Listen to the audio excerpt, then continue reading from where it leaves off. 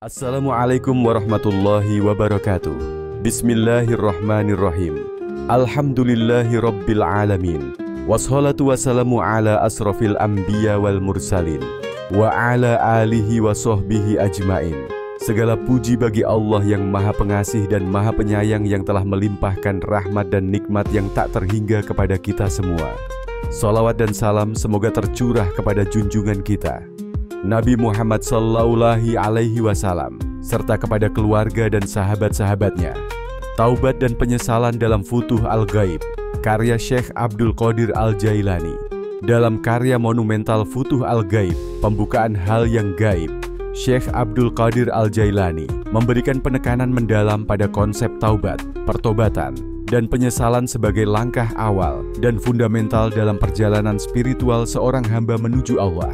Menurut beliau, taubat bukan sekadar pernyataan lisan atau ritual formal, tetapi sebuah perubahan mendalam dalam hati yang disertai kesadaran penuh akan kesalahan, ketundukan kepada Allah, dan keinginan yang kuat untuk tidak mengulangi dosa.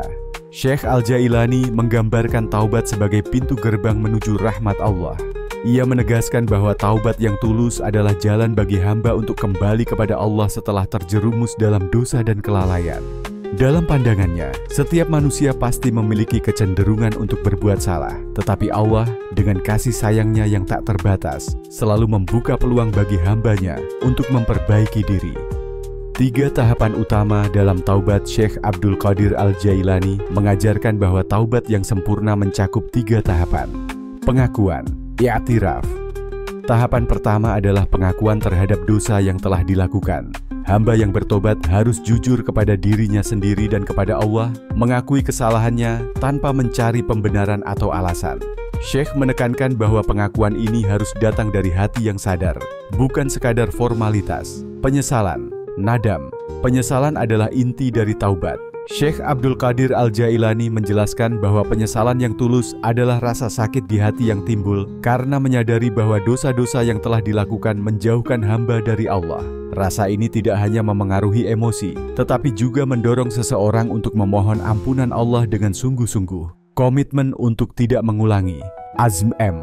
Tahap terakhir adalah bertekad dengan sepenuh hati untuk tidak mengulangi dosa tersebut. Menurut Syekh, tekad ini harus disertai usaha nyata untuk menjauhi hal-hal yang dapat menggoda atau membawa kembali kepada dosa. Ia menegaskan bahwa tanpa komitmen ini, taubat menjadi hampa dan kehilangan esensi sejatinya. Kualitas taubat yang diterima Syekh Abdul Qadir Al-Jailani juga mengingatkan bahwa taubat yang diterima oleh Allah memiliki kualitas tertentu.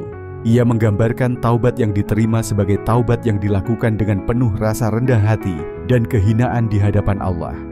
Hamba yang bertobat harus merasa dirinya benar-benar bergantung pada rahmat Allah dan menyadari bahwa tanpa rahmat itu, ia tidak akan mampu berubah. Penghalang taubat. Dalam Futuh Al-Ghaib, Syekh Abdul Qadir Al-Jailani juga membahas berbagai hal yang dapat menghalangi seseorang dari taubat yang tulus, seperti penghalang taubat. Pertama adalah kesombongan. Sifat ini membuat seseorang enggan mengakui dosa-dosanya. Penghalang taubat yang kedua adalah ketergantungan pada dunia. Cinta yang berlebihan terhadap duniawi membuat hati keras dan jauh dari rasa penyesalan. Penghalang taubat yang ketiga adalah putus asa. Keyakinan bahwa dosa-dosa terlalu besar untuk diampuni adalah tipu daya iblis yang membuat seseorang merasa sia-sia untuk bertobat. Buah dari taubat Syekh Abdul Qadir Al-Jailani menjelaskan bahwa taubat yang dilakukan dengan benar akan melahirkan banyak buah spiritual. Di antaranya, buah dari taubat yang pertama adalah kedekatan dengan Allah. Syekh Abdul Qadir Al-Jailani menggambarkan bahwa hati yang dekat dengan Allah memiliki karakteristik tertentu. Dibanjiri cahaya ilahi. Hati seorang hamba yang telah bertobat menjadi seperti cermin yang bersih, siap memantulkan cahaya ilahi. Cahaya ini bukan hanya menerangi hati, tetapi juga memberi petunjuk dan inspirasi dalam setiap keputusan dan tindakan. Penuh dengan kedamaian dan ketenangan, kedekatan dengan Allah membawa ketenangan batin yang tidak dapat dibandingkan dengan kenikmatan duniawi manapun. Hamba yang dekat dengan Allah merasakan sakinah, ketenangan dalam hatinya, bahkan di tengah ujian dan kesulitan hidup. Kesadaran yang mendalam akan kehadiran Allah. Hati yang dekat dengan Allah selalu sadar bahwa Allah melihat, mendengar, dan mengetahui segala sesuatu. Kesadaran ini membuat seorang hamba selalu menjaga tindakannya dan merasa aman dalam perlindungannya. Tunduk dan pasrah. Hamba yang dekat dengan Allah menunjukkan sifat tawakal dan ridho terhadap semua ketetapannya. Ia tidak lagi mengeluh atau gelisah, karena yakin bahwa segala sesuatu yang terjadi adalah bagian dari rencana terbaik Allah. Buah dari taubat yang kedua adalah ketenangan batin. Menurut Syekh Abdul Qadir Al-Jailani, hamba yang telah mencapai ketenangan batin melalui taubat memiliki ciri-ciri berikut. Pasrah kepada Allah. Hati menjadi tenang karena yakin bahwa semua yang terjadi adalah bagian dari rencana Allah yang terbaik. Kehilangan kecemasan terhadap dunia. Seorang hamba tidak lagi terlalu memikirkan urusan duniawi yang fana. Ia fokus pada akhirat dan merasa cukup dengan apa yang telah Allah berikan. Keberanian dalam menghadapi ujian. Ketenangan batin membuat seseorang tidak takut terhadap ujian hidup karena ia yakin bahwa Allah selalu bersamanya. Kegembiraan dalam ibadah.